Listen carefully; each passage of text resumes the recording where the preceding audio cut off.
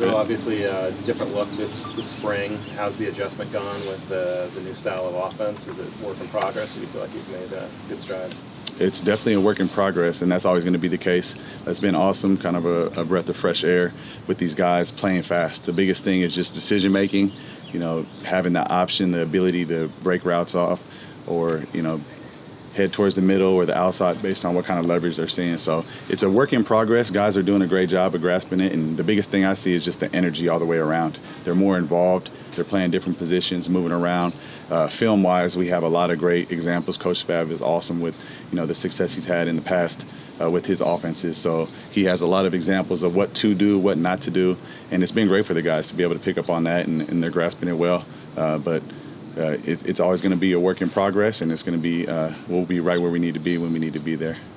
Can you expand on that a little bit? How are the wide receivers' responsibilities different in this offense? So they're different. We give them a lot of ability to move around, find space, run the grass. It's not as rigid as far as taking 7 steps or 12 yards. It's just read leverage and make your decision based off of that. So that's been a big change for the guys, but they like it. They're enjoying it, and being able to play different positions has helped out a lot of guys. Monroe Young plays outside. He also plays inside. So I've been moving a lot of those guys around to see what they can do at different spots. Does that make it any more difficult for the quarterback if the wide receivers have more room for Initially, it does make it a little more difficult, but this offense is going to be based on the quarterback having the ability to run the show. So being on the same page comes from a lot of repetition, and that's just not just on the field, but in the meeting room, outside of football as well, being on the same page, and those guys all hang out together, so it helps out. Jeremiah's a veteran. How do you challenge him to continue to up his game at this point in his career here? Jeremiah's at a spot where we can be really nitpicky, with things. There's very few good jobs, because there's always something to work on. He's a student of the game, so he wants to know exactly, even if he's open and catches the touchdown, he still wants to know, how could that be better? What can I do with my release, my stem, my angles, my hand placement, my eyes? So there's always little details, and that's why he's continuing to get better every single day in practice. Maven had some good plays and some production last year, but he seemed a little bit like a hidden weapon too. Do you see him getting utilized pretty heavily this year? Absolutely. Maven's just scratching the surface, of what he can do. He's playing with speed. He's understanding concepts, and that's why he's so valuable right now, because he's able to do a lot of things. And he started inside and he's played outside this spring a decent amount. Do you see moving him both places or keeping him outside? Yeah, and I'll say that for the whole receiver corps. When they're grasping concepts, it doesn't matter where they are. If I have 3 or 4 receivers on the field, they can understand where to go and how to get there, and it works to their benefit as well. If they're used to being outside and they go inside, they understand, okay, I know what he's doing on the outside because I play there, and now I can adjust my routes to complement them, from the inside. You're missing a whole bunch of receivers this spring. That obviously gives the preferred walk-ons an opportunity, and there's a lot of size and athletic ability there. Can you talk a little bit about what Kendon and Tron and Rogers and all these guys have brought to the field this spring? Yeah, that crew, a lot of those young guys, they're taking advantage of being able to take reps. We've had a lot more reps, a lot more ability and opportunities to be on the field, and one thing I can say about the crew is they're taking full advantage of that. They're nobody taps out, nobody looks tired out there. They're hungry, and you can't tell that we're down a lot of receivers because guys are hopping up and they're taking reps. So I don't ever have to look around, and I'm not looking around for guys saying we're short here. It doesn't even matter. We're getting guys in there, and the reason they're getting better as a group is because they're taking advantage of those opportunities. Is it pretty unusual to have a preferred walk-on group of 6'3" guys that are athletic and can catch the ball? I mean, typically aren't they smaller and less athletic? Yeah, that's been the case in the past. This is a great group of walk-ons, and I'm going to put the best product on the field. So it doesn't matter walk-on, senior, freshman. When guys work and they show that they're reliable and dependable and available, they're going to get some playing time. Jeremiah mentioned Javen. What have you seen from him in his progress so far this spring? Plummer. Javen Plummer's doing well. His big thing is consistency, and he has, flashes a lot. So he's big body, great speed, great hands, and he shows something, he pops up on film every single day. So his big thing is going to be consistency to be able to carry that through. He's also showing and proving that he can be valuable on special teams.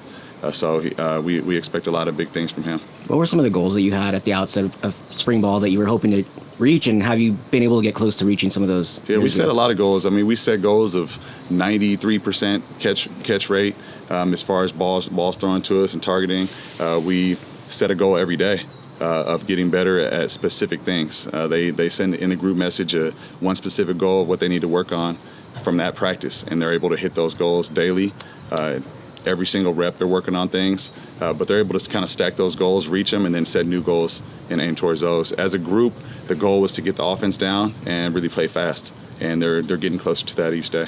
How has that tempo impacted what you guys are trying to do at receiver? It's fun. The tempo has really impacted the guys because they know we have to go. We don't have to wait 15, 16 plays for opportunity on the ball. We're dialing it up each play, and there's a viable option on every single play.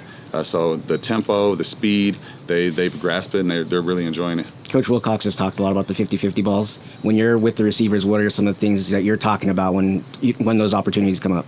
As far as 50-50 balls, we try to change that mindset to 90-10 balls. We want to get more. We know we have opportunities, and really we have the ability to win those balls. So when we don't, we set a goal of what we need to do. We need to restack. We need to have better our hand and eye placement.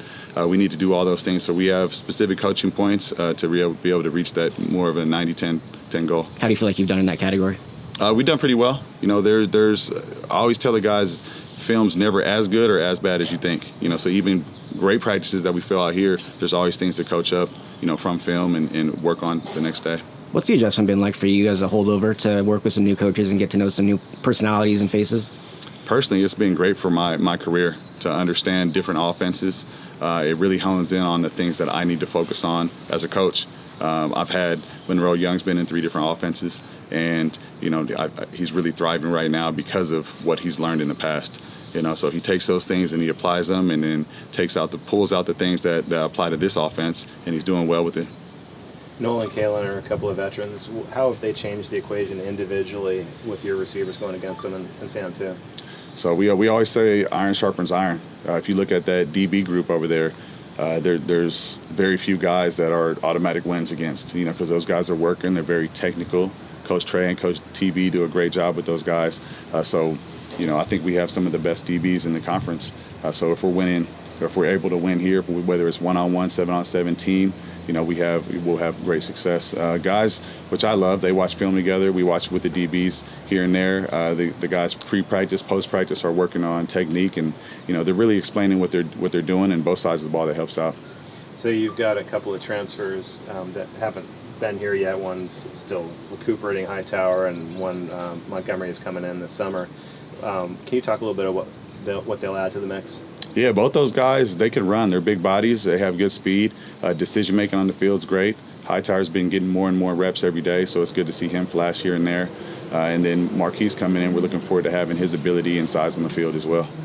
He was initially didn't know what was going on with a bunch of guys transferring, and he said he talked to you. What did you tell him about that? We focus on guys that are here, and we have a great group of guys that want to be here and lead the group, and Jeremiah is one of those leaders.